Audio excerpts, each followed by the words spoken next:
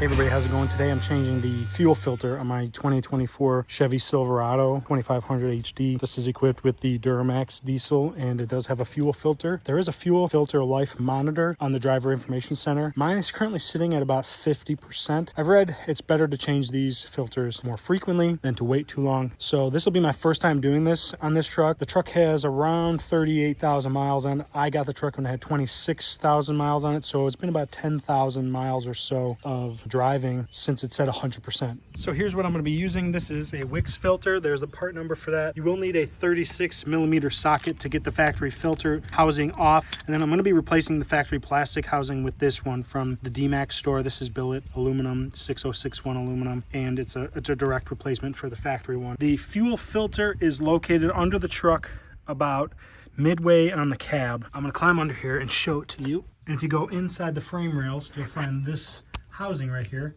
with a hex socket on it. That is the fuel filter. I think you can use a Torx bit to open up the center of that to let the fuel drain out so you make a little bit less mess. I'm going to try that and see how it works. Then you'll need the 36mm to go on the outside of those threads and open up that entire housing. All right, so this I believe is a T40 and we'll see what it does. It's very loose. I just cracked it open, but once I get it going, I think it'll start draining fuel out. I guess that didn't really do anything. Well, moving on. So I just tried opening this and it doesn't really do anything. A little bit of fuel spilled out, as you can see, but I thought this was to drain this entire thing out, but I guess that's not what it's for. So I'm just gonna go on to taking this big honker off. I assume this is gonna start spilling oil or spilling fuel here soon and make a big mess in my driveway.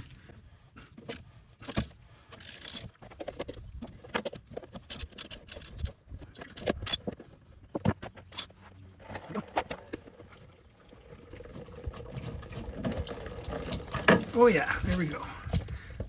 That made a nice spill all over me. All right, so that's what came out of the filter housing. There's some pretty decent sized particles in there. I was actually surprised, but no metal flakes or anything like that. If you're reusing the factory housing here, this comes apart pretty easily. You basically just rock this filter out of place, like so.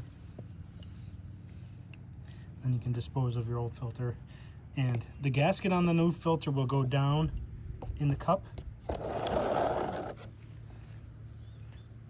like so, and it will squeeze down in there, like that. But since I'm using the new D-Max one, I'm gonna build that one first. So here's the D-Max one. It already has a gasket here, but if it didn't, you would replace it with whatever came with your filter. So I guess I'll have a spare. There's also a little tiny gasket here that we're gonna have to replace on the inside. There's like a little pickup tube or something that the gasket needs to be replaced in. So here's my new Wix filter. And it's gonna go inside of this like so. I'm just gonna use a little bit of this to lubricate this gasket, make it slide in easier. And I'm just gonna pop it in.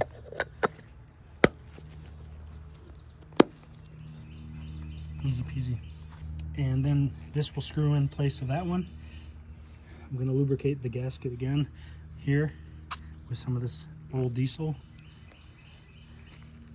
Now I'm gonna go back under there and replace that little tiny gasket. You can see up in there, there's that little tiny gasket right here. I'm just gonna use a little pick tool to pull that one off.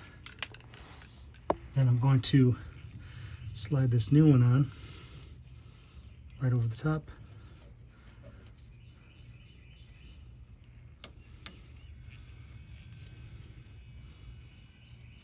Just like so. Now I'm going to take the new Wix filter and the D-Max housing and push it down up into there and start threading it into place. And then using my 36mm, I'm going to tighten it up.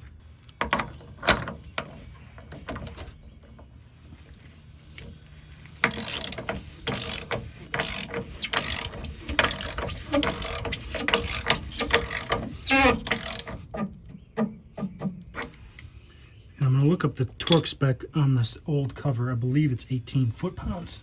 Okay, so the torque spec is 25 Newton meters, and then it says +5. I'm assuming that means 5 degrees. I'm just gonna go with 25 and give it a little extra ug-a-dug at the end and call that good.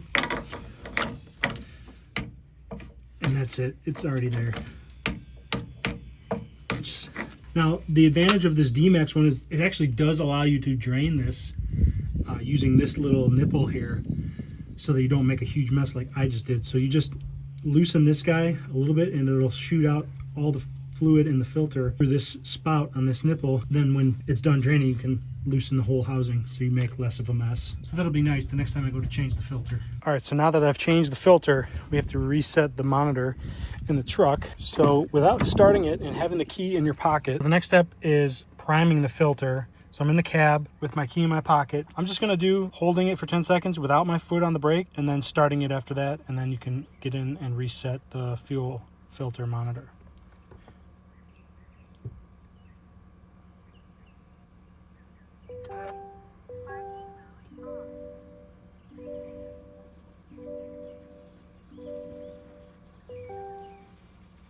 I can hear the filter priming. I'm gonna run under there and check for leaks real quick.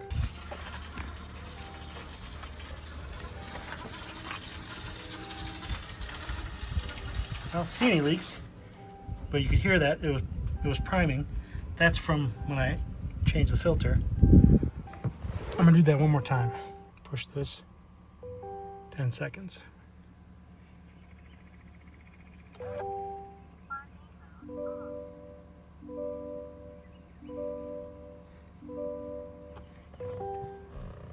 I don't hear it going again this time, so I'm gonna go ahead and start it up now.